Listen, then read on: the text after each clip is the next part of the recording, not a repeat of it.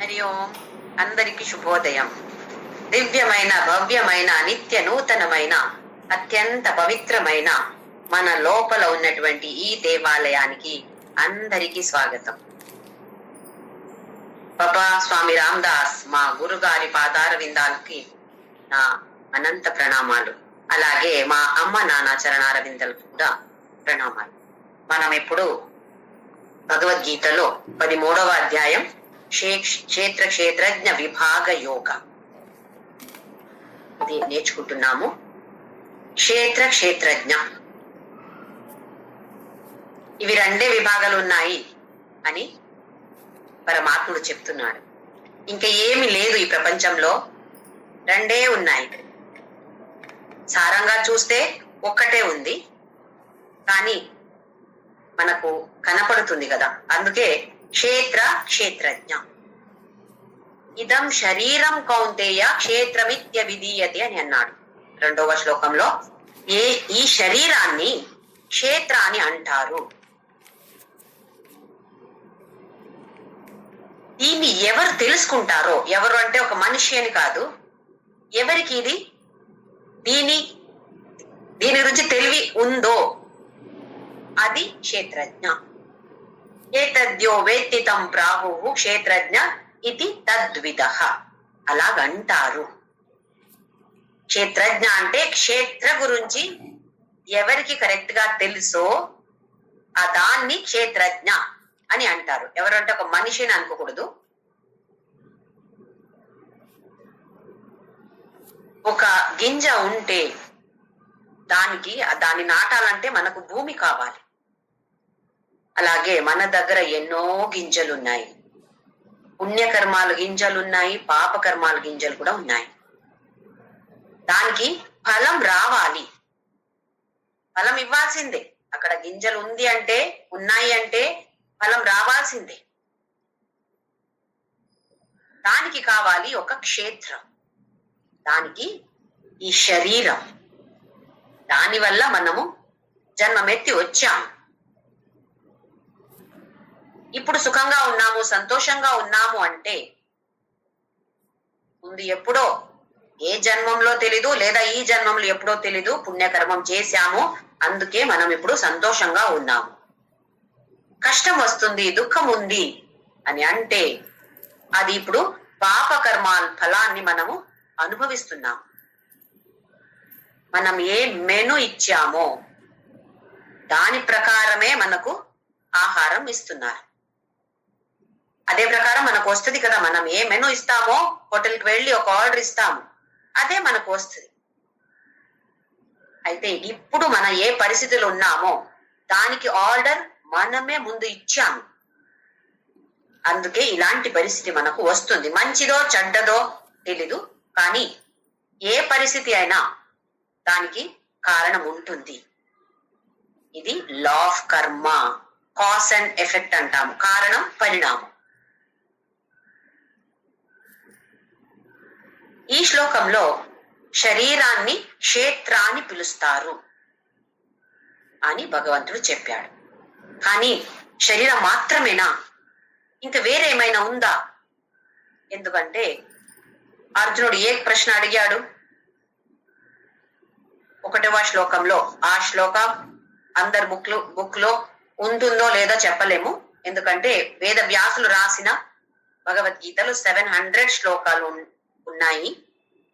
దీన్ని కలిపితే 701 అవుతుంది. అందుకే చెప్తారు ఈ శ్లోకం తర్వాత ఎవరో యాడ్ చేశారు అని. ఎలాగైనా మనం నేర్చుకుంటాము. ఆ శ్లోకంలో అర్జునుడు సంశయం ముందు పెట్టాడు. ప్రకృతి పురుష అంటే ఏంటి, క్షేత్ర క్షేత్రజ్ఞ, అలాగే జ్ఞానం జ్ఞేయం, దీని గురించి నాకు కొంచెం చెప్పు, నాకేం తెలీదు దీని గురించి అని అడిగితే 2వ శ్లోకంలో ఈ శరీరాన్ని క్షేత్ర అంటారు. దాని గురించి ఎవరికి తెలివి జ్ఞానం ఉందో అలాంటిది క్షేత్రజ్ఞ. ఇప్పుడు 4వ శ్లోకంలో భగవంతుడు ఏం చెప్పబోతాడో చూద్దాం. తత్క్షేత్రం యచ్చ యాదృచ్చ యద్వికారి యతశ్చ యత్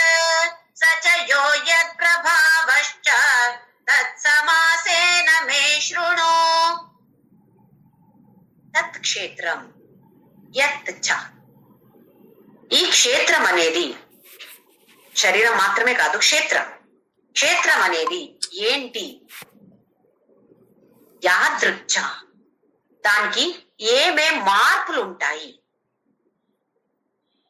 మనం చూసాము, క్షేత్రం అంటే దేంట్లో మార్పు వస్తుందో దాన్ని క్షేత్రం అంటారు. ఎందులో మార్పు అస్సలు ఎప్పటికి రాదో క్షేత్రజ్ఞం. అయితే రెండే విభాగాలు ఉన్నాయి, మార్పులు ఉన్నటువంటిది, మార్పులు లేనటువంటి. మార్పులు లేనటువంటిది ఏముంది? ఒకటే ఉంది, ఆత్మ మాత్రమే. దాన్ని పరమాత్మ, జీవాత్మ పేరు వేరే వేరే వేరే పేర్లు ఇవ్వచ్చు, కానీ ఒక్కటే ఉంది, వేరే ఏమి లేదు. అదే ఇంకొక విధంగా వచ్చి వేరే వేరే రూపంలో వచ్చినప్పుడు మార్పులు ఉంటాయి. దాన్ని ఏమంటాము? క్షేత్ర అంటాం. దానికి ఎలాంటి వికారాలు ఉంటాయి అంటే మార్పులు. వికారం అంటే మార్పులు. ఇప్పుడు మనం చూడండి, మన దేహం మొన్న ఎలా ఉండింది, పుట్టినప్పుడు ఎలా ఉండింది, ఇప్పుడు ఎలా ఉంది, ఎన్ని మార్పులు వచ్చాయి. చిన్న పిల్లల్ని చూస్తాం, కొన్ని రోజుల తర్వాత చూస్తే అవునా ఇదే పిల్ల ఇలాగా అయిందా అని అంటాం కదా. అసలు కొందరిని చూస్తే అయ్యో గుర్తు పట్టలేం, మీరు అలాగా అయిపోయారు, పక్కగా అయిపోయారు, లావుగా అయిపోయారు, ఏదో చెప్తాం కదా. అంటే మార్పులు ఎప్పటికీ ఉంటాయి. ఒక 50 years తర్వాత మన లోపల ఉన్నటువంటి ఆ సెల్స్ అంటాం కదా, అది చనిపోతే మళ్ళీ పుట్టం. అందుకే మనకు వీక్నెస్ అని ఉంటుంది, బాడీ వీక్ అయిపోతుంది, క్షీణంగా అయిపోతుంది. బాడీతో మనస్సు కూడా అలాగే అయిపోతుంది. మనస్సు కూడా ఎన్ని మార్పులు. ఇప్పుడు ఈ క్షణం ఎంత సంతోషంగా ఉన్నాను, ఇంకా నెక్స్ట్ క్షణం ఏదో ఒక దుర్వార్త న్యూస్ వస్తుంది, ఎవరి గురించి ఏదో చెప్తారు, మళ్ళీ ఏడుపు మొదలవుతుంది. అయితే ఎన్ని మార్పులు, ఒక్క రోజులో ఎన్ని మార్పులు. కొంచెం సేపు తర్వాత ఎవరో నేను చెప్పిన మాట వినట్లేదు, ఎంత కోపం వస్తుంది. ఇంకో కొంచెం సేపు తర్వాత వేరే వాళ్ళు ఏదో మంచి చీర కట్టుకొని వెళ్తున్నారు, నా దగ్గర అలాంటి చీర లేదే అని ఒక అసూయ. ఎన్ని మార్పులు వస్తాయి మనసుకి, బుద్ధికి, శరీరానికి. అయితే అది మార్పులు ఏంటో నేను చెప్తాను. యదృచ్ఛ యద్వికారి. యదృచ్ఛ అంటే ఎక్కడి నుంచి అంటే దానికి కారణ. తత్క్షేత్రం యచ్చ యాదృచ్ఛ యద్వికారి. వికారాలు అంటే మార్పులు. యాదృచ్ఛ అంటే దానికి కారణం ఏంటి, దాని పరిణామం ఏంటి. అంటే ఇప్పుడు మనం ఇక్కడ ఉన్నామంటే దానికి కారణకర్తలు ఎవరు? మన పేరెంట్స్, అమ్మ నాన్న. మన పిల్లలు ఉన్నారంటే దానికి కారణం ఎవరు? మనమే. ఒక్క విధంగా చూస్తే మనము పరిణామం అయిపోయాము, ఇంకొక యాంగిల్ నుంచి చూస్తే మనము కారణం అయిపోతున్నాం. ప్రపంచంలో కారణం లేకుండా ఏది కూడా నడవదు. ఏ పరిస్థితి, ఏ వస్తువు, ఏ వ్యక్తి మన జీవితంలో ఊరికే రారు. కారణం ఉంది, దాని వల్ల మనకు అవి అంతాయి. అది మనిషి ఉండొచ్చు, ఒక వ్యక్తి ఉండొచ్చు, లేదా ఒక వస్తువు ఉండొచ్చు, ఒక పరిస్థితి ఉండొచ్చు. అలాగే ఊరికే రాదు. అది ఏంటి అది చెప్తాను. వికారాలు ఏంటి అది చెప్తాను. యతశ్చ యత్, అది ఎక్కడి నుంచి వచ్చాయి. సచ యహ యత్ ప్రభావశ్చ. ఇక్కడ యహ అంటే క్షేత్రజ్ఞ. క్షేత్రజ్ఞ ప్రభావాలు ఏంటి, ఏ ప్రభావాలు ఉన్నాయి ఈ క్షేత్రజ్ఞుడికి. మళ్ళీ ఒక మనిషిని అనుకోకూడదు. తత్ సమాసేన మే శృణు. నేను కొంచెం నీకు చెప్పబోతున్నాను, నువ్వు విను. విను అంటే ఊరికే వినడం కాదు, విని అర్థం చేసుకో. ఆ తర్వాత దాన్ని మననం చేసి దాన్ని ఆచరణను తీసుకురావాలి, ఆచరించాలి. లేకపోతే విని లాభం లేదు. అన్ని నాకు తెలుసు తెలుసు తెలుసు అంటే ఏం లాభం? నాకు ఒక వంట ఇది వచ్చండి, నాకు చేయడం వచ్చు, కానీ నేను చేయను, తెలిసి ఏం లాభం? అలాగే కదా ఇలాంటి జ్ఞానాలు కూడా. అన్ని పాయింట్స్ రాసుకొని బుక్లంతా బాగా మంచిగా రాసి పెట్టాను. ఎంత మంచిగా చెప్పారండి ఆ సత్సంగాలు. మంచి సర్టిఫికేట్ కూడా ఇస్తాము చెప్పిన వాళ్ళకి. మళ్ళీ వెళ్తాము, వస్తాయి. బుక్ పాయింట్స్ అంతా బుక్స్ లో ఉన్నాయి. మళ్ళీ మళ్ళీ బుక్ చదవాలంటే మనం ఎందుకు అది నేర్చుకోవాలి?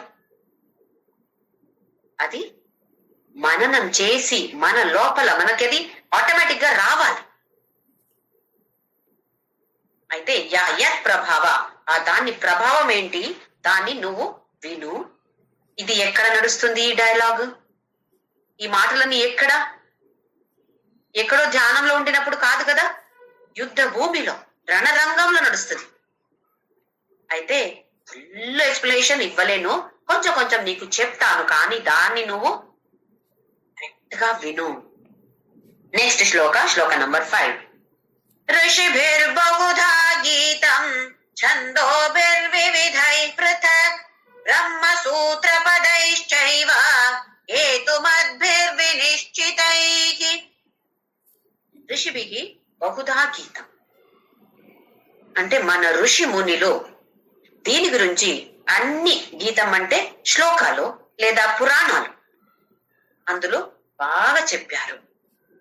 మన విజ్ఞానులు చూడండి, ఈ క్షేత్రజ్ఞ లేదా ప్రకృతి పురుష లేదా మ్యాటర్ కాన్షియస్నెస్, దానికి ఏం సంబంధం అని ఇంకా రీసెర్చ్ చేస్తున్నారు.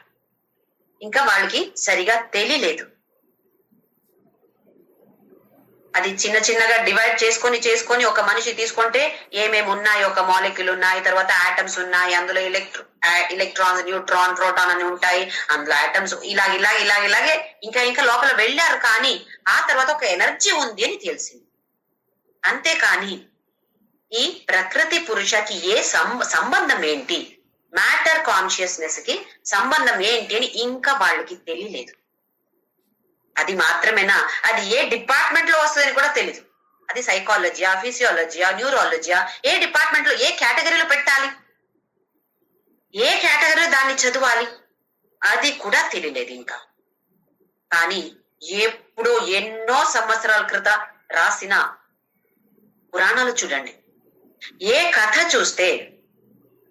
కథగా చూస్తే మనకు వేరే మోరల్ రావచ్చు, కానీ దాన్ని అది జీవాత్మ పరమాత్మ ఐక్యత. నువ్వు దేహం కాదు, నువ్వు ఆత్మ. నువ్వు ఎప్పటికి శాశ్వతంగా ఉంటావు, దేహంగా శాశ్వతంగా ఉండవు. దేహం మారిపోతుంది. వాసాంసి జీర్ణాన్ని యథా విహాయ అని 2వ అధ్యాయంలో చెప్పాడు భగవంతుడు. ఎలాగో డ్రెస్ మార్చుకుంటావో అలాగే ఈ దేహం కూడా. మన సనాతన ధర్మంలో ఎప్పుడో రాశారు,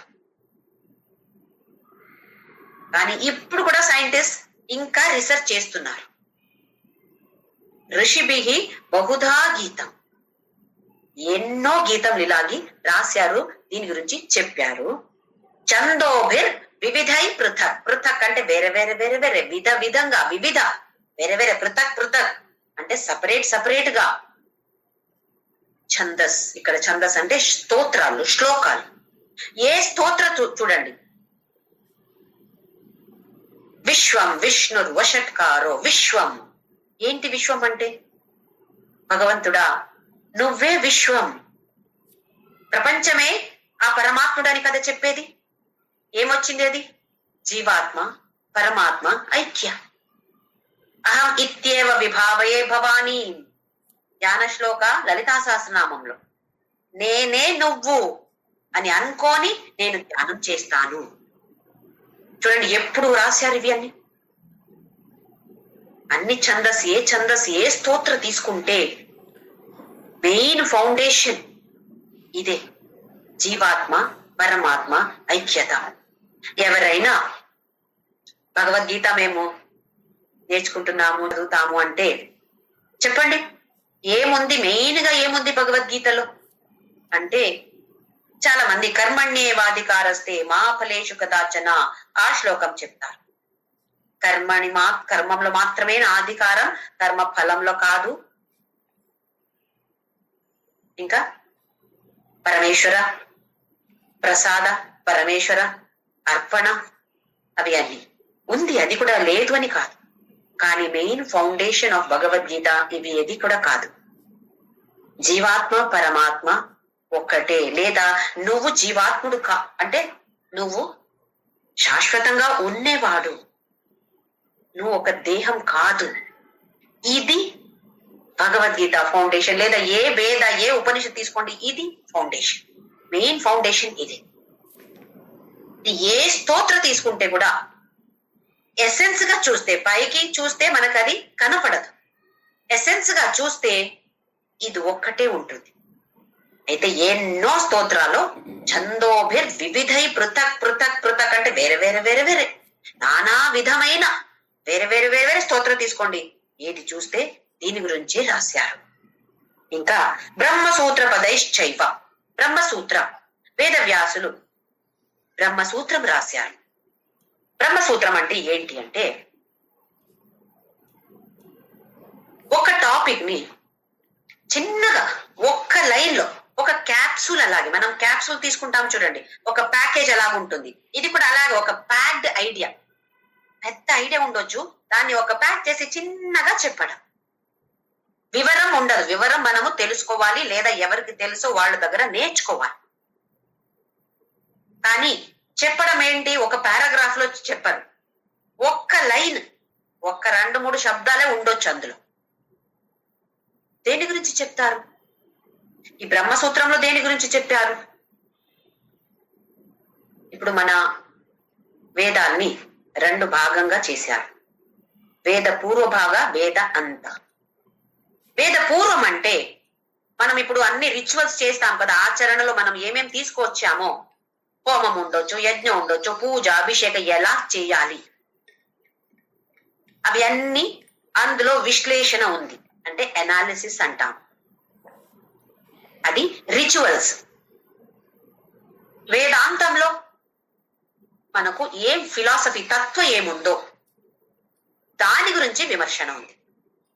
ఉపనిషత్తు తీసుకోండి, వేరే వేరే వేరే వేరే ఉపనిషత్తు. అయితే ఆ అనాలిసిస్ ఉంది కదా, దేని గురించి, ఫిలాసఫీ గురించి అనలైజ్ చేశారు. దాని నుంచి టాపిక్ తీసుకొని ఒక చిన్న లైన్ లో చెప్పాడు, ఇది సూత్ర. వేదవ్యాసులు రాసిన 555 అలాంటి సూత్రాలు ఉన్నాయంట. దాన్ని బ్రహ్మసూత్రం అని పేరు పెట్టారు. 4 చాప్టర్స్ ఉన్నాయి, 189 టాపిక్స్ ని కవర్ చేశారు. అందులో ఏముంది, సూత్రాలు వేరే వేరే వేరే వేరే ఉండొచ్చు. 555 సూత్రాలు ఉన్నాయంటే తప్పకుండా వేరే వేరే ఉన్నాయి, టాపిక్స్ వేరే వేరే ఉన్నాయి. కానీ మళ్ళీ సారం చూస్తే ఇదే ఉంది.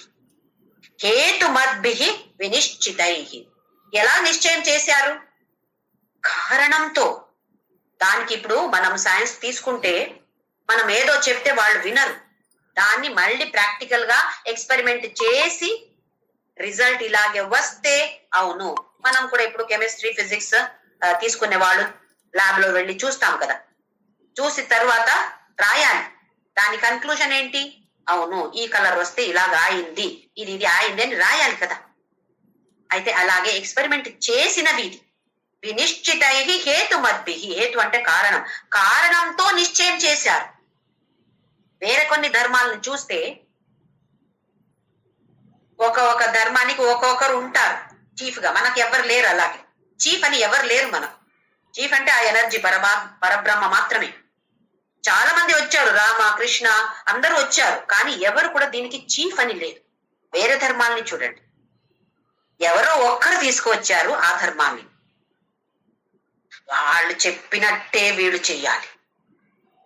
ఎవరో ఒక్కరు వచ్చారు, వాళ్ళు చెప్పినట్టే వీళ్ళు వినాలి, ప్రశ్న అడగకూడదు. ప్రశ్న అడిగితే అయిపోయింది, సంశయం రాకూడదు. సంశయం వస్తే అడగకూడదు. మన సనాతన ధర్మ చూడండి ఎలాగుంది, ఏ సంశయం వస్తే కూడా ఎక్కడ కావాలో అక్కడ అడగొచ్చు. ఇప్పుడు భగవంతుడు ఏదో చెప్తున్నాడు, మధ్యంలో అర్జున ఉవాచ అని వస్తుంది. ఎందుకు? అర్జునుడికి సంశయం వచ్చింది అక్కడ. ఇక్కడ హేతుమద్భిః నిశ్చయం చేశారు. ఇలాగని నిశ్చయం చేశారు. ఎలా చేశారు? నేను చెప్తున్నాను నిశ్చయం చేయండి అని కాదు. హేతుమద్భిః, దానికి కారణం ఉంది, కారణంతోనే ఇలా నిశ్చయం చేశారు. అంటే మన పురాణాల్లో వేద, ఉపనిషత్ ఏదైనా ఉండొచ్చు, అన్ని దీంట్లో చూస్తే దీని గురించే సారంగా ఉంది అర్జున అని చెప్తున్నాడు భగవంతుడు. నెక్స్ట్ 2 శ్లోకంలో ఒకేలా ఉంది, అందుకే ఒకేసారి చెప్తాను. శ్లోక నంబర్ 6 and 7. మహాభూతాన్యహంకారో బుద్ధిరవ్యక్తమేవ చ ఇంద్రియాణి దశైకం చ పంచచేంద్రియ గోచరాః ఇచ్ఛా ద్వేష సుఖం దుఃఖం సంఘాతశ్చేతనా ధృతిః ఏతత్ క్షేత్రం సమాసేన సవికారముదాకృతం. 2వ శ్లోకంలో ఇదం శరీరం కౌంతేయ క్షేత్రమిత్యభిధీయతే, క్షేత్రం ఇది అభిధీయతే అన్నాడు. శరీరాన్ని మాత్రమే చెప్పాడు. ఆ తర్వాత తత్క్షేత్రం యచ్చ యాదృక్చ యద్వికారి యతశ్చయత్, ఇంకేమేం వికారాలు ఉన్నాయి, అది ఏంటి క్షేత్రం అంటే, ఏమేం ఉన్నాయి, ఏమేమి వస్తాయి, ఈ విభాగంలో ఏమేం వస్తాయి అని నీకు సంక్షిప్తంగా నీకు చెప్తాను అని అన్నాడు. అయితే ఇప్పుడు దాని గురించి చెప్పబోతున్నాడు భగవంతుడు. మహాభూతాని, పంచభూతాలు, ఇది చాలాసార్లు నేర్చుకున్నాము. పంచభూతాలు అంటే ఏంటి అని. దాన్ని గుర్తు పెట్టుకోవాలంటే మన ఫింగర్స్ ని ఇలా గుర్తు పెట్టుకోవచ్చు. ఫింగర్స్ తో మిడిల్ ఫింగర్ పైకి ఉంది, అయితే ఆకాశం అని గుర్తు. ఇది ఒక పంచభూతంలో ఒకటి భూత. భూత అంటే ఏదో డెవిల్ అలాంటి దెయ్యం కాదు, పైకి ఉన్నటువంటిది ఆకాశం. ఆకాశం అంటే మనకు పైన కనపడుతుంది, అది మాత్రమే కాదు, ఎక్కడెక్కడ మనము ప్లేస్ అంటే ఖాళీ జాగం అంటాం కదా, దానికి స్పేస్ అంటాం, అది ఆకాశం. పైన బ్లూ కలర్ లో కనపడుతుంది, అది కూడా ఆకాశమే. కానీ ఈ పంచభూతంలో ఒకటి వచ్చేది అది మాత్రమే కాదు, అన్ని ఎక్కడ చూస్తే మనకు స్పేస్ ఉంది. ఆ స్పేస్ ఉంది కాబట్టి మనము బిల్డింగ్ కట్టాం. ఆ బిల్డింగ్ తీసేస్తే మళ్ళీ ఏముంటుంది, అక్కడ స్పేస్ ఉంటుంది. అవ్యక్త దీని భూతాని వ్యక్త మధ్యాని భారత అవ్యక్త నిధనా దేవ తత్రకా పరిదేవన అన్నాడు. ఇప్పుడు ఉంది ఈ బిల్డింగ్, ఇక కొన్ని సంవత్సరాల తర్వాత మన పిల్లలు ఏమంటారు, అయ్యో ఇది పాతగా అయింది, ఇది వద్దు, ఈ ఇల్లు వద్దు నాకు, వేరే నేను కట్టుకుంటాను, కొత్తగా మంచి డిజైన్ కట్టుకుంటాను. సరే, దీన్ని తీసేసి మళ్ళీ కడతారు. దీన్ని తీసేసినప్పుడు ఏమవుతుంది, ఆ స్పేస్ ఎక్కడ పోయింది, అక్కడే ఉంది, స్పేస్ ఎక్కడ పోలేదు. బిల్డింగ్ కట్టాము కానీ స్పేస్ అక్కడనే ఉంది కదా, దాన్ని ఆకాశం అంటారు. ఇంకా 2వ భూతం వాయు, అందరికీ తెలుసు వాయు అంటే. 3వది అగ్ని, తర్వాత చిన్నది జలం, అంటే కింద ఉంటుంది అని గుర్తు పెట్టుకోవడానికి అంతే, కానీ దానికి దీనికి ఏం కనెక్షన్ లేదు. ఆ తర్వాత పృథ్వీ, ఇవి మనకందరికి తెలుసు. ఇది మహాభూతాని పంచభూతాని. అయితే మన శరీరంలో ఏముంది, ఈ పంచభూతాలు తప్ప ఇంకా ఏమీ లేవు. ఈ పంచభూతాల నుండే మన దేహం వచ్చింది, అందుకే మహాభూతాని. ఈ పంచభూతాలు కూడా క్షేత్ర కింద వస్తుంది. ఇప్పుడు కౌంట్ చేస్తున్నాడు భగవంతుడు, ఏమేమి ఉన్నాయి, తర్వాత మనం కౌంట్ చేద్దాం ఎన్ని ఉన్నాయి అని. పంచభూతాని అయింది, మహాభూతాని పంచభూతాలు. ఆ తర్వాత అహంకారం, నేను అనేది ఉంది కదా,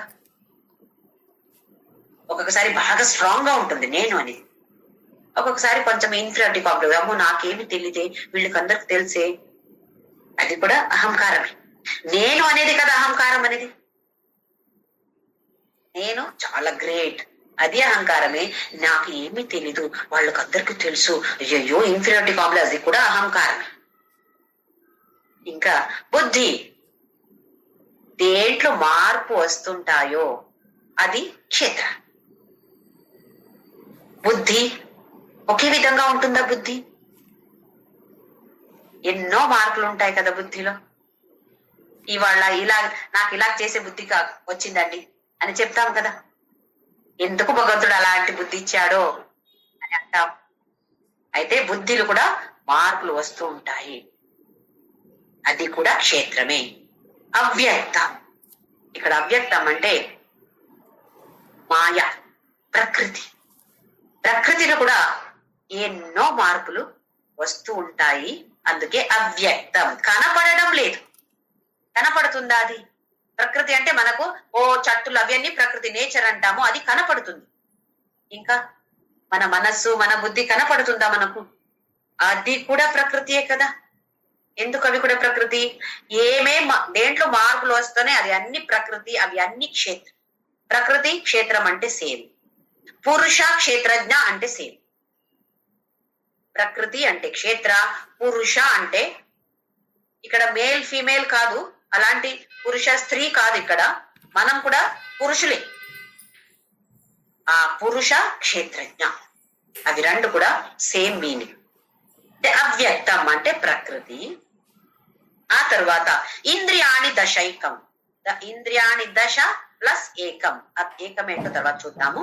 ఇంద్రియాణి దశ, దశ ఇంద్రియాణి 10 ఇంద్రియాలు. మనకు తెలుసు 5 జ్ఞానేంద్రియాలు ఉన్నాయి, 5 కర్మేంద్రియాలు ఉన్నాయి. జ్ఞానేంద్రియాలు ఎలా అంటే, మనకి ఎక్కడైనా బిల్డింగ్ ఒక టౌన్షిప్ కి వెళ్తాం అనుకోండి, లోనికి అని ఉంటుంది, లోపల వెళ్ళడానికి గేట్ ఉంటుంది. అలాగే బయట రావడానికి ఇంకొక గేట్ ఉంటుంది. లోపల వెళ్ళడానికి ఒక గేట్, బయట వెళ్ళడానికి ఇంకొక గేట్. ఈ జ్ఞానేంద్రియాలు లోపల వెళ్ళే గేట్లు, కర్మేంద్రియాలు బయట వచ్చే గేట్. జ్ఞానేంద్రియాలు ఏం చేస్తాయి? ఈ ప్రపంచంలో ఏమేమి ఉందో దాన్ని గ్రహించాలి కదా, స్వీకారం చేయాలి, స్వీకరించాలి. ఏమేమి ఉన్నాయో దాన్ని గ్రహించాలి అంటే జ్ఞానేంద్రియాలు ఉండాలి. 5 జ్ఞానేంద్రియాలు పని చెయ్యట్లేదు అంటే ఆ మనిషి లేనట్టే. ఏదో ఒక్కటైనా పని చెయ్యాలి. దీనివల్ల, ఈ జ్ఞానేంద్రియాల వల్ల మనము ప్రపంచంలో ఏముందో దాన్ని గ్రహిస్తున్నాము. ఆ తర్వాత కర్మేంద్రియాలు, 5 కర్మేంద్రియాలు ఉన్నాయి. కర్మేంద్రియాలు పని కర్మం చేసేది.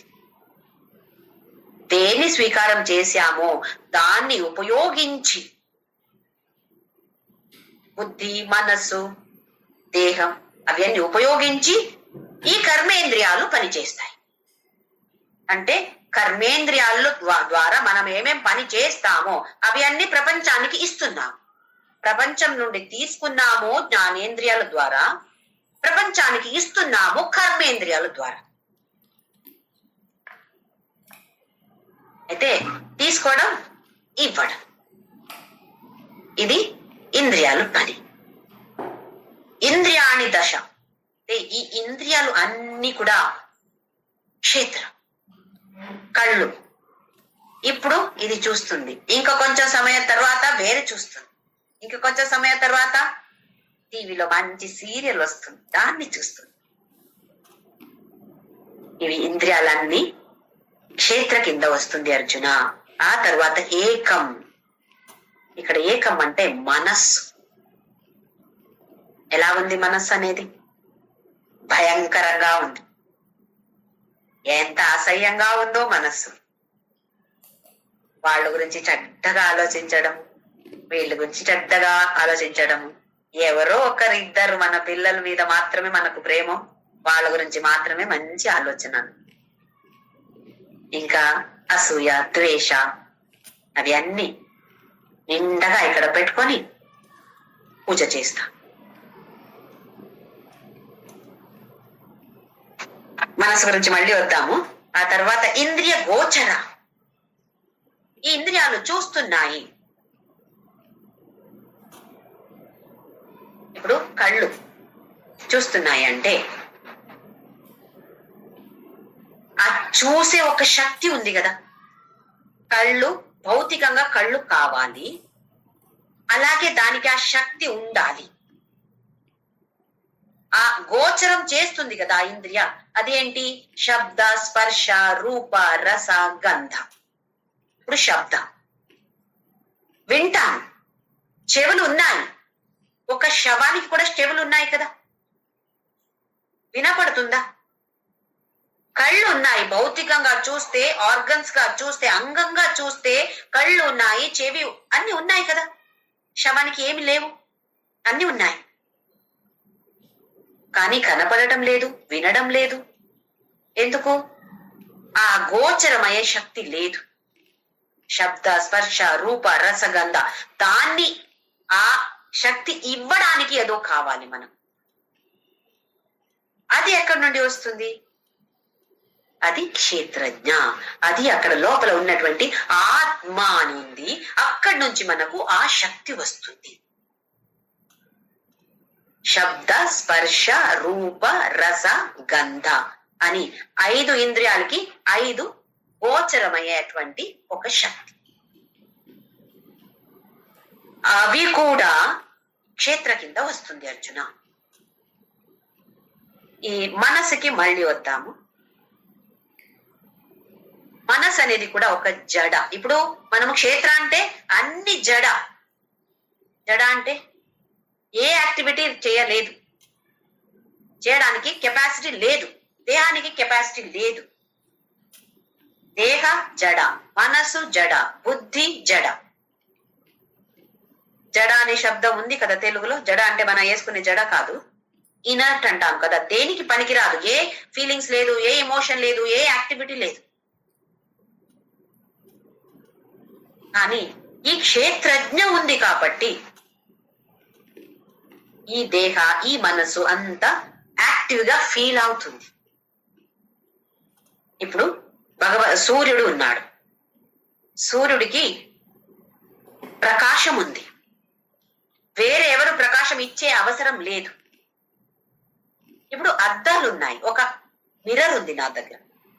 మిర్రర్ కి స్వంత ప్రకాశం, స్వయం ప్రకాశం అనేది లేదు. కానీ ఈ సూర్యకిరణాలను తీసుకొని మన ప్రతిబింబాన్ని ఇస్తుంది, రిఫ్లెక్షన్ ఇస్తుంది. ఈ సూర్యకిరణాలు, ఇప్పుడు లైట్, ఎలక్ట్రిసిటీ గురించి వద్దు, సూర్యకిరణాలు పడితే ఈ మిర్రర్ కి ఒక శక్తి వస్తుంది. ఆ శక్తి ఉంది, ఇచ్చే శక్తి ఉంది. కానీ దానికి కావాలంటే, ప్రతిబింబాన్ని చూపించాలంటే దానికి ఒక కిరణాలు కావాలి, సూర్యకిరణాలు, ఏదో ప్రకాశం కావాలి అక్కడ. ఎందుకంటే ఆ మిర్రర్ కి స్వయం ప్రకాశం లేదు. ఈ సూర్యకిరణాలను తీసుకొని మన ప్రతిబింబాన్ని చూపిస్తుంది, మన రిఫ్లెక్షన్ ని చూపిస్తుంది. ఊరికే పెడితే ఆ మిర్రర్ కి ఆ కెపాసిటీ లేదు. అంటే ప్రతిబింబాన్ని చూపించే లోపల కెపాసిటీ ఉంది, అయితే కూడా ప్రకాశం లేదు అంటే చూపించదు. అలాగే ఇక్కడ మనస్సుకి కూడా అది జడ, సెంటియంట్ అంటాము ఇంగ్లీష్ లో. అంటే ఒక రిసీవ్ చేసే కెపాసిటీ లేదు, ఓ ఏ యాక్టివిటీ చేసే కెపాసిటీ లేదు, ఏ ఆలోచన చేసే కెపాసిటీ లేదు మనసుకి. కానీ ఎలా మిర్రర్ సూర్యుడి దగ్గర ఆ కెపాసిటీ తీసుకుందో, అలాగే మనస్సు కూడా ఆత్మ లేదా క్షేత్రజ్ఞ ఉంది కదా, అది ఫుల్లీ పవర్ఫుల్, అంత కెపాసిటీ ఉంది. అక్కడి నుంచి ఆ శక్తి తీసుకొని అన్ని ఆటలు ఆడతాయి. ఏమేం చేస్తుంది? ఫస్ట్ తీసుకొని మనకి ఏది కావాలి, ఏది వద్దు, ఇవి 2 విభాగాలు చేస్తాయి. చిన్న పిల్లలు చూడండి, పసి పిల్లలు, కొందరు అమ్మపాలు తాగుతారు, కొందరు అమ్మపాలు తాగరు. అంటే కొందరికి నచ్చుతుంది, కొందరికి నచ్చదు.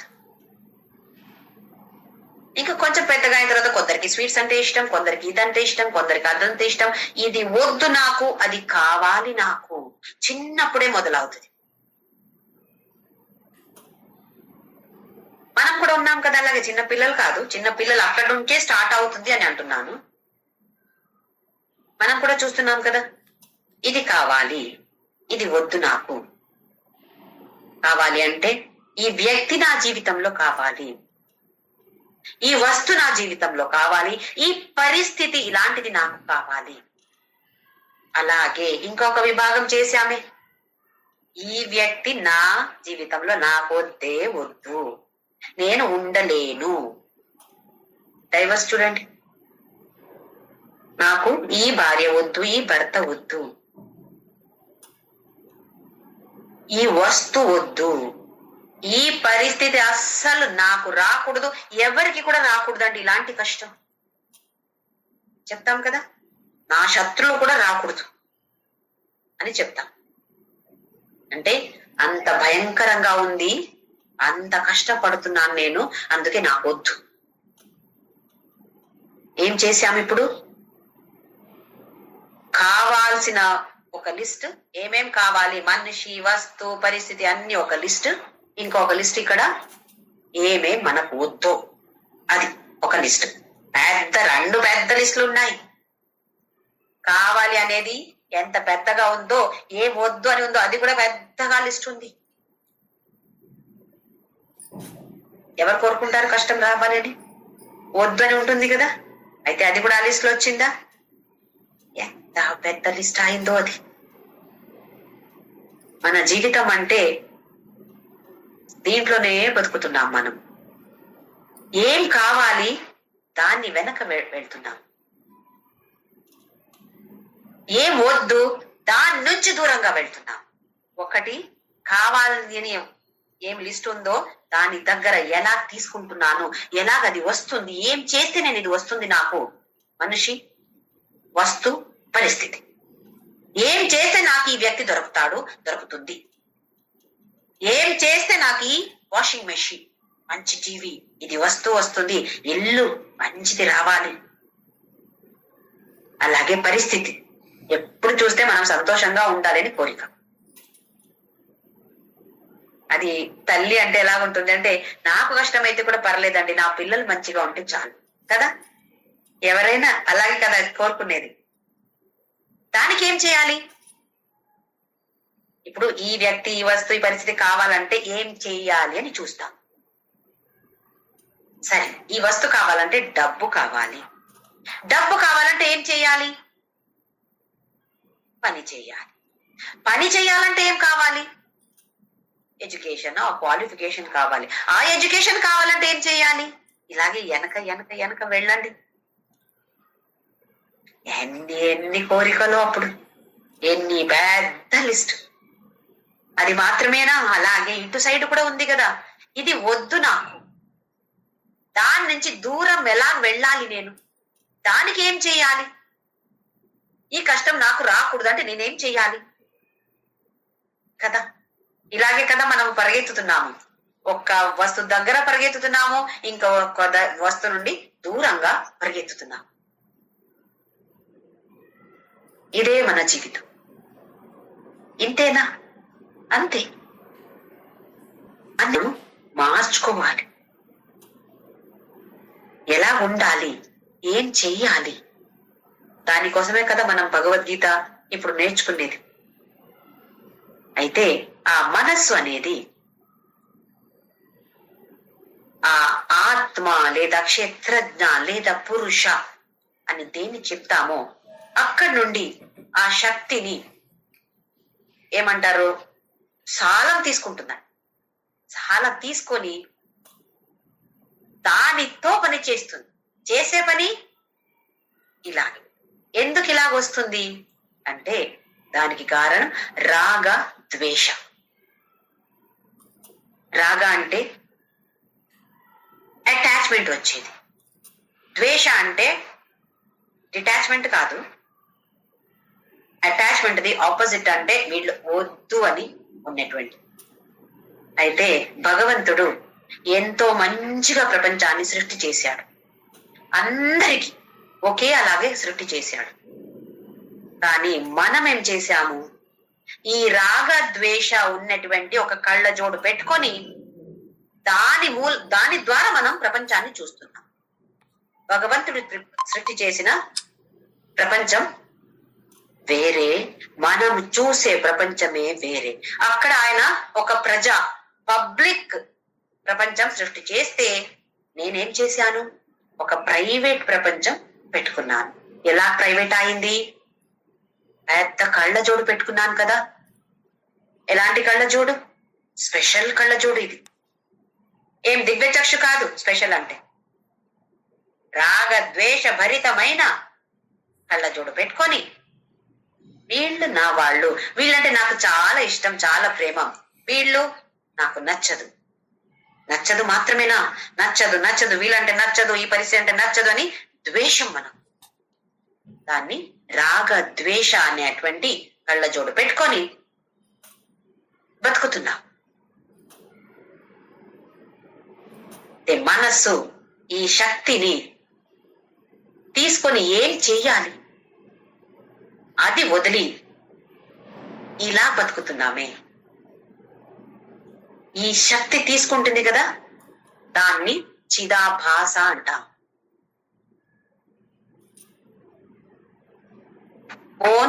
ఓన్ గా ఏ శక్తి లేదు, అక్కడి నుండి తీసుకొని ఇవి అన్ని డాన్స్ ఆడుతుంది మనస్సు. దానివల్ల ఏమవుతుంది? నెక్స్ట్ శ్లోకంలో వచ్చేది ఇచ్ఛా ద్వేష. ఇచ్ఛా ద్వేష. ఇప్పుడు మనం మాట్లాడాం కదా 2 విభాగాలు. అందులో ఏమేం కావాలి, ఏమేం వద్దు, ఇవి 2 లిస్టులు, 2 విభాగాలు. ఇచ్ఛా ద్వేష. దానివల్ల ఏమవుతుంది? సుఖం దుఃఖం. అంతే కదా. ఇప్పుడు నాకు ఈ వ్యక్తి నా జీవితంలో కావాలి, సరే వచ్చింది, వచ్చాడు, దానివల్ల సుఖం. ఎందుకు? నాకు కావాల్సిన వ్యక్తి నా జీవితంలో వచ్చాడు, వచ్చింది, అందుకే నాకు ఎంత సంతోషం. అది ఎప్పటికీ ఉంటుందా? లేదు. కొన్ని రోజుల తర్వాత ఆ వ్యక్తి అంటే అసహ్యం.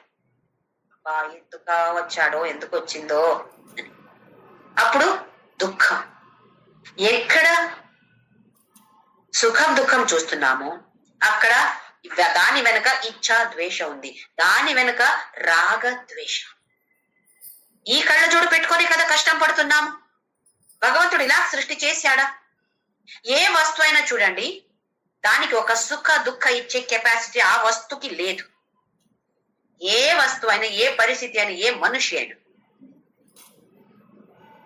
ఒక ఉదాహరణగా తీసుకోవాలంటే బంగారం. బంగారం ఉంది అనుకోండి, మనం రోడ్లో వెళ్తూ ఉంటే అక్కడ బంగారం ఆభరణం కనపడుతుంది. ఎవరికి అందులో ఇంట్రెస్ట్ ఉందో వాళ్ళు తీసుకుంటారు. ఎవరికి అందులో ఇంట్రెస్ట్ లేదో, అక్కడ పడి ఉంటే కూడా వాళ్ళకి అది వద్దు. ఎందుకు? అందులో ఇంట్రెస్ట్ లేదు. అయితే ఆ ఆభరణానికి ఎంత కెపాసిటీ ఉంది? సుఖ దుఃఖ ఇచ్చే కెపాసిటీ ఉందా? ఎక్కడ ఉంది సుఖ దుఃఖ వచ్చే కెపాసిటీ? మన మనసులో మాత్రమే. ఇప్పుడు డ్రింక్స్ చూడండి, ఆల్కహాల్, ఏదో ఒక రమ్మో బియర్ అక్కడ ఉంది చూడండి. ఇంట్రెస్ట్ ఉండే వాళ్ళకి వావ్ అని వెళ్ళి తాగుతారు, ఇంట్రెస్ట్ లేని వాళ్ళు అని వదిలేసి వెళ్ళిపోతారు కదా. అయితే దానికి ఆ శక్తి ఉందా? ఆ వస్తుకి శక్తి లేదు. శక్తి ఉండేది మన లోపల, మన మనసుకి ఆ శక్తి ఉంది. సుఖ దుఃఖ ఉంది అంటే ఇచ్ఛా ద్వేష అంటే రాగ ద్వేష ఉండినట్టే. సుఖం దుఃఖం అంటే భగవంతుడు ఏమంటున్నాడు? ఇచ్ఛా ద్వేష సుఖ దుఃఖ అన్ని కూడా క్షేత్ర. ఒట్టి శరీరం మాత్రమే కాదు అర్జున, ఎక్కడెక్కడ ఇవి అవన్నీ ఉన్నాయో అవి అన్ని కూడా క్షేత్ర కింద వస్తుంది. సంఘాత. సంఘాత అంటే బాడీ, మైండ్, ఇంటలెక్ట్ కాంప్లెక్స్ అంటాం. ఇవి అన్ని నేను దేహం మాత్రమే చెప్పాను ఫస్ట్ లో, కానీ అది అనుకోవద్దు. ఇది కూడా సంఘాత అంటే అగ్రిగేట్. బాడీ, మైండ్, ఇంటలెక్ట్ అంటే దేహం, మనసు, బుద్ధి అన్ని మొత్తం కలిపి చేతన, ధృతి. చేతన. చేతన అంటే మళ్ళీ ఈ మనసు తీసుకుంది కదా ఆ కెపాసిటీ, ఆత్మ నుండి ఆ కెపాసిటీ తీసుకొని మనసు పని చేస్తుంది, దాన్ని చేతన అంటాం. ధృతి. ధృతి అంటే విల్ పవర్. విల్ పవర్ లేదా? ఉంది, విల్ పవర్ ఉంది. దేనికి యూజ్ చేస్తున్నాము విల్ పవర్ ని? ఇప్పుడు 2 విభాగాలు చేసామే, ఇది కావాలి అది వద్దు అని. ఏది కావాలి అని అనుకున్నామో దాన్ని ఎలా నాకు రావాలి, అది ఎలా వస్తుంది, దాని వెనక వెళ్ళడానికి మన విల్ పవర్ ని యూజ్ చేస్తున్నాం. దీని గురించి దూరంగా వెళ్ళడానికి మన విల్ పవర్ ని యూజ్ చేస్తున్నాం. దేనికి యూజ్ చేయాలి? ఒక అధ్యాత్మ పథంలో వెళ్ళాలంటే ఎంత కష్టం ఉంది, ఎన్నో కష్టాలు వస్తాయి.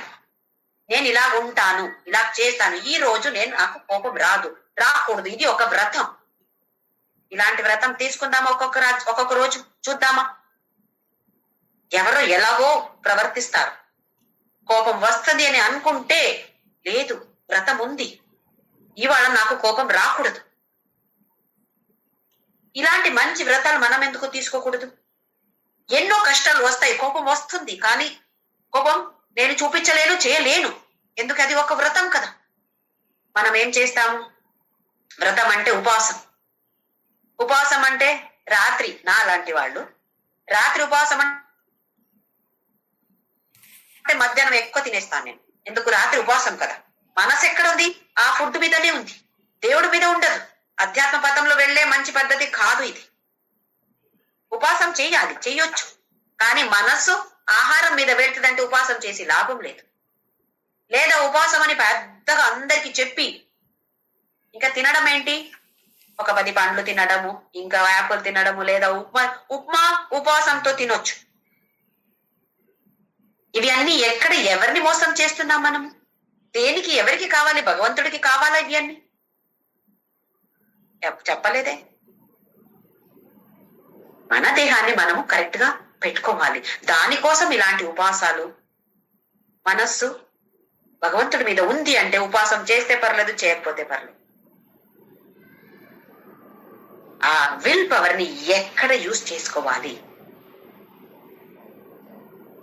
అది తెలుసుకోవాలి. లేదా దీని వెనక పడతాం మనం. ఏతత్ క్షేత్రం సమాసేన సవికారం ఉదాహృతం. నేను ఉదాహరణతో సుఖ దుఃఖాన్ని చెప్పాను కదా, ఉదాహరణతో నీకు ఈ వికారాలు అంటే ఇవన్నీ మార్పులే కదా, దీని గురించి నీకు చెప్పాను, సంక్షిప్తంగా నీకు చెప్పాను. ఇక్కడ దాకా క్షేత్రజ్ఞ అంటే ఏంటి అని భగవంతుడు చెప్పాడు. ఇంకా నెక్స్ట్ 8వ శ్లోకం నుండి 12వ శ్లోకం వరకు అద్భుతమైన గుణాల గురించి వర్ణన ఇస్తాడు భగవంతుడు. ఎట్లా అంటే మనకిప్పుడు మంచి వాతావరణం కావాలి. ఇప్పుడు గింజలు నాటుతున్నాము అంటే ఎప్పుడు నాటుతున్నాము? దానికి ఒక వాతావరణం ఉంటుంది కదా. ఆ వాతావరణం మంచి వర్షాలు ఉండే టైంలో, లేదా వాతావరణం మంచిగా ఉండినప్పుడు నీళ్లు ఉండాలి. ఎప్పుడెప్పుడు నాటితే ఏమవుతుంది? పనికి రాదు. అలాగే వాతావరణం మంచిగా ఉంటే మోక్షం వస్తుంది, రావడానికి సహాయం చేస్తుంది. ఎలాంటి వాతావరణం ఇక్కడ? మన మనస్సు ఎలా ఉండాలి, మనం ఎలా ఉండాలి, దాని గురించి మంచి వర్ణన భగవంతుడు ఇస్తాడు. దీన్నే ధర్మం అంటాం. ధర్మ మార్గంలో ఉంటే అధ్యాత్మ పథం మనకు ఈజీ అయిపోతుంది. మనస్సు దానికి రెడీగా లేదు అంటే భగవద్గీత వద్దు, ఏమొద్దు, ఏదో టీవీ సీరియల్ పొద్దు నుంచి రాత్రి దాకా చూస్తూ ఉంటాం. భక్తి టీవీ కూడా చూస్తాం. ఏంటి మంచి కీర్తనాలు వస్తాయి, ఆహా బాగుంది బాగుంది బాగుంది. మనమేమన్నా ప్రయత్నం చేస్తున్నామా? ఆ పథంలో వెళ్ళడానికి మనం ఏమన్నా ప్రయత్నం చేస్తున్నామా? లేదు. నేను భక్తి ఛానలే వింటానండి. మంచిదే, చాలా మంచిదే. మన ప్రయత్నం మనం చేయడానికి మనకు టైం ఉందా? ఇది చేస్తేనే మనం ధర్మం ఆచరించినట్టు. వినడం మాత్రమే కాదు, ప్రయత్నం, దాన్ని ఆచరణంలో తీసుకురావడానికి ప్రయత్నం చేయాలి. అయితే ఏమేం గుణాలు, ఒక 20 గుణాల గురించి భగవంతుడు చెప్పబోతాడు. ఆ తర్వాత 16వ అధ్యాయంలో కూడా దైవాసుర సంపద్ విభాగ యోగ, అందులో కూడా చాలా వర్ణిస్తాడు. కానీ ఇప్పుడు చూద్దాము దేని గురించి చెప్తాడు భగవంతుడు అని. 8వ శ్లోకం. అమానిత్వం మదంభిత్వం అహింసా శాంతి రాజ్యవం ఆచార్యోపాసనం శౌచం స్థైర్యమాత్మ వినిగ్రహః. అమానిత్వం, మానిత్వం అంటే ఏంటో చూద్దాం ఫస్ట్. మానిత్వం అంటే నా మనస్సులో నేనే గ్రేట్, నాకే భగవద్గీత తెలుసు, నాకే శ్లోకాలు తెలుసు, వేరే వేరే శ్లోకాలు నాకు తెలుసు అనే ఒక మనస్సులో ఆలోచన. ఇంకా వాళ్ళకేం తెలియదు, వీళ్ళకేం తెలియదు, నాకు ఎక్కువ డబ్బు ఉంది, నాకు ఎక్కువ పవర్ ఉంది, నాకు పెద్ద ఇల్లు ఉంది, పెద్ద కారు ఉంది, వాళ్ళకేముంది, ఏమి లేదు, నేనే శ్రేష్ఠ అని మనస్సులో థాట్, ఆలోచన మాత్రమే. ఇది మానిత్వం. అమానిత్వం అంటే అలాంటి ఆలోచన లేకపోవడం అమానిత్వం. ఇప్పుడు ఏదో మంచి పని చేస్తాము అనుకోండి, ఇది ఎవరో నలుగురు చెప్తారు, చాలా బాగుందండి మీరు చేసింది, చాలా బాగుంది, చాలా బాగుంది అంటే మనకేమవుతుంది లోపల, ఆహా అవునా నేనే గ్రేట్, అయితే కొంచెం కొంచెం మనము నేనే గ్రేట్ అని మనస్సులో సిమెంట్ గా కూర్చుంటుంది. ఇంకా ఆ తరువాత ఎక్కడైనా వెళ్ళినప్పుడు ఎవరో ఒకరు చెప్పలేదు అనుకోండి, మంచిగా ఉందండి మీరు చేసింది అని చెప్పలేదంటే వాళ్ళ మీద కోపం. చూడండి, చెప్పలేదు, ఒక్కసారి కూడా చెప్పలేదు. ఎందుకు? అది చెప్పి అలవాటు అయింది కదా మనసుకి. ఎలాగొక ఎడిక్షన్ వస్తుంది చూడండి దీనికి. మనం అధ్యాత్మ మార్గంలో ఉంటే చాలా చాలా జాగ్రత్తగా ఉండాలి.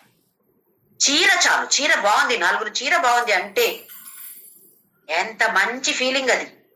ఇంకా ఎవరో ఒక్కరు చెప్పలేదు అంటే వాళ్ళ మీద కోపం, వాళ్ళు చెప్పలేదే అని కోపం. ఇది మానిత్వం. అమానిత్వం అంటే అది లేకపోవడం. అలాగే అదంభిత్వం. మానిత్వం అంటే మనసులో వచ్చే ఆలోచన మాత్రమే. దంభిత్వం అంటే దాన్ని మన యాక్షన్ లో చూపించడం. మంచి మంచి చీరనే కట్టుకుంటాను నేను, ఎప్పుడు కూడా చాలా గార్జియస్ గా ఉంటాను, చాలా అయ్యో నేను ఊరికే అలాంటిది ఏనండి బంగారం, నేను వజ్ర వైడూర్యాలే వేసుకుంటాను. వ్యానిటీ బ్యాగ్ తీసుకువెళ్తాం కదా బ్యాగ్ ని, దానికి పేరేంటి? వ్యానిటీ. వ్యానిటీ అంటే షాఫ్, చూపించడం, అందరికీ నేనే గ్రేట్ అని చూపించడం. అది ఇలాంటి డ్రెస్ ఆభరణాలు మాత్రమే అని కాదు, యాక్షన్ లో కూడా ఉండొచ్చు. 10 మందితో నేను ఉంటే నాకే ఫస్ట్ భోజనం పెట్టాలి, పిలిచి ఫస్ట్ వేరే వాళ్ళని పిలిచారా నాకు కోపం. ఎందుకు? నేను కదా గ్రేట్, వాళ్ళని పిలిచారా నేను భోజనం చేయను ఇక్కడ అని వెళ్ళిపోవడం. ఇవి అన్ని దంభిత్వం. అంటే యాక్షన్ లో చూపించడం, బాడీ శరీరం ద్వారా అలాంటి ఆలోచనల్ని చూపించడానికి పేరు దంభిత్వం. అదంభిత్వం అంటే అది లేకపోవడం. అమానిత్వం, మానిత్వం అంటే మనసులో అలాంటి ఆలోచన. దంభిత్వం అంటే శరీరం ద్వారా యాక్షన్ ద్వారా చూపించడం. అది రెండు లేకపోతే అమానిత్వం, అదంభిత్వం. అహింస, ఇది తెలుసు. హింస లేనటువంటిది. హింస అంటే కాయిక, వాచిక, మానసిక. నేను ఎవరిని కొట్టను, సరే, దేహంగా హింస చేయట్లేదు, దేహంతో ఏమి చేయట్లేదు. తరువాత వాచిక, శబ్దం, ఎలా మాటలు మాట్లాడుతున్నారు, వాళ్ళని తిట్టడం, వీళ్ళని తిట్టడం, వాళ్ళకి ఫోన్ చేసి వాళ్ళ గురించి చెడ్డగా మాట్లాడడం, అవి హింస కదా. సరే, అది కూడా చేయట్లేదు. మనస్సులో ఆలోచన, వాళ్ళు నాకు ఇలా చేశారా, వాళ్ళకి ఇలా కావాలి. ఏదో నాకు ఏదో చెడ్డగా ఎవరో చేశారు అనుకోండి, వాళ్ళకి ఒక చిన్న యాక్సిడెంట్ అయితే ఎంత సంతోషం. మొన్న నాకు ఇలాగే అవమానం చేశారు కదా, మంచిదే జరిగింది, వాళ్ళకి ఇలాగే అవ్వాలండి. చెప్పలేదు, ఎవ్వరికి చెప్పలేదు, శబ్దం ద్వారా రాలేదు, మనస్సులో ఆలోచన వస్తే ఇది కూడా హింస. మనిషికి మాత్రమే కాదు, ప్రాణులకు, చెట్టు లేదా జడ వస్తుకి కూడా. ఎప్పుడు నేను ఈ ఒక ఎగ్జాంపుల్ తీసుకుంటాను, చెప్పల్ ఎగ్జాంపుల్. చెప్పలేదు అంటే మనం నడవగలుగుతామా? ఈ ఎండాకాలంలో రోడ్డు మీద చెప్పలేకుండా నడవగలుగుతామా?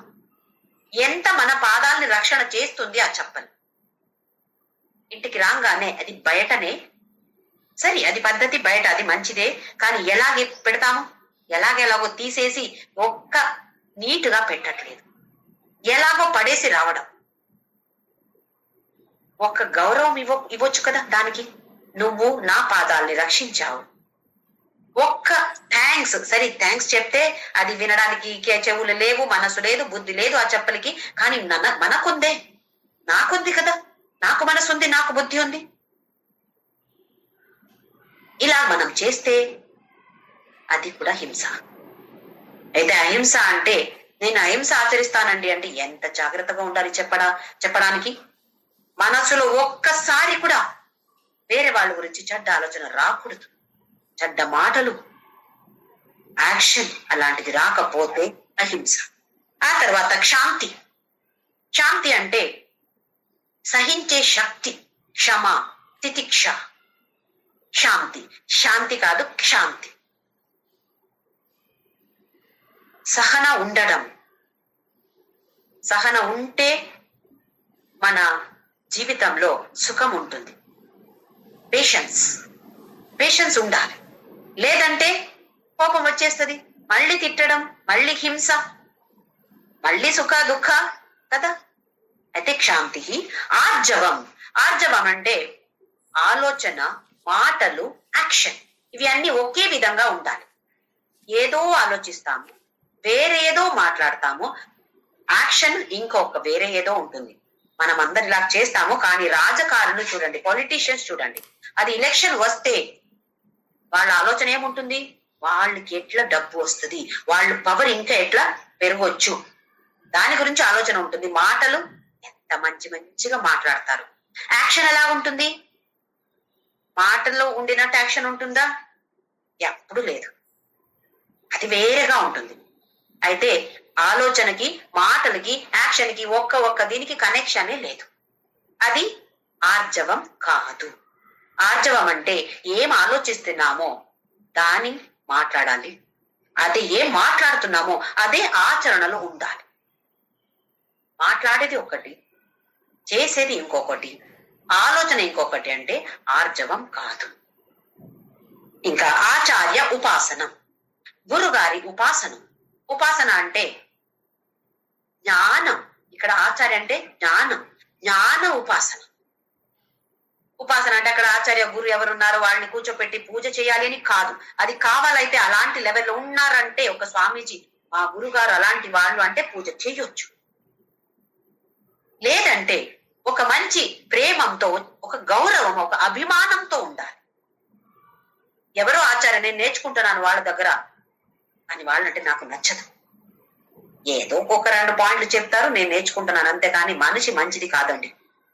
ఆ మనిషి గురించి మనం ఎందుకు మాట్లాడాలి? ఆయన చెప్పిన మాట మనకు మనసుకి నచ్చుతుంది అంటే ఆయన ఎలాగైనా ఉండని, మనకెందుకు? ఆచార్య ఉపాసనం ఇది సాధకులకి చాలా చాలా ఇంపార్టెంట్. గౌరవం, అభిమానం, ప్రేమ. ఆ తర్వాత శౌచం అంటే బయట క్లీన్ గా ఉండాలి, లోపల కూడా క్లీన్ గా ఉండాలి. లోపల క్లీన్లీనెస్ కి చాలా ఇంపార్టెంట్. అంతరంగ శుద్ధి, బహిరంగ శుద్ధి, అంతరంగ శుద్ధి, ఇవి 2 కూడా కావాలి. బయట కూడా ఎలాగెలాగో డ్రెస్ వేసుకొని కొత్త డ్రెస్ వేసుకోవాలని ఏం లేదు, నీట్ గా ఉండాలి, శుభ్రంగా ఉండాలి. అలాగే మనస్సు కూడా శుభ్రంగా ఉండాలి, నీట్ గా పెట్టుకోవాలి. శౌచం, ఇందులో కూడా శౌచం కూడా కాయిక, మానసిక, వాచిక.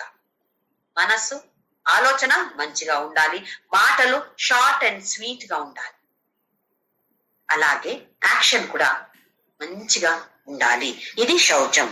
స్థైర్యం, స్థిరత.